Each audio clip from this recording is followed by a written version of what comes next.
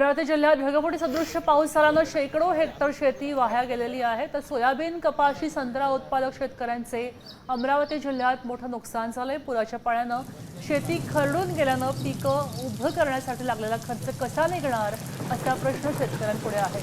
आम्हाला आत्महत्येशिवाय पर्याय राहिलेला नाही, त्यामुळे तात्काळ सरकारनं नुकसानीचे पंचनामे करावेत आणि आम्हाला मदत करावी अशी मागणी शेतकऱ्यांनी केलेली आहे।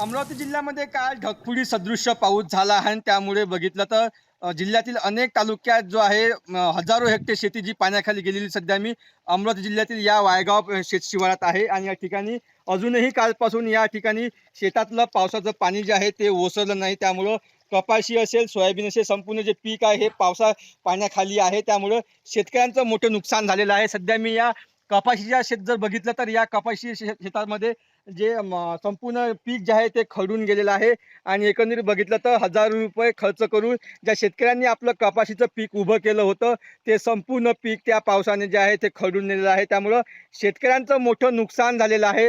आता या कपाशीचं जे हिरवगार शेत होतं ते पूर्ण आता वाळून गेलेलं आहे। त्यामुळे त्याचं नुकसान झालेलं आहे। आपल्यासोबत काही शेतकरी आहे। दादा काय सांगाल, काल पाऊस आला, काय नुकसान झालं? ढगफुटीसारखा पाऊस आला, पूर्ण हे वाहून गेलं।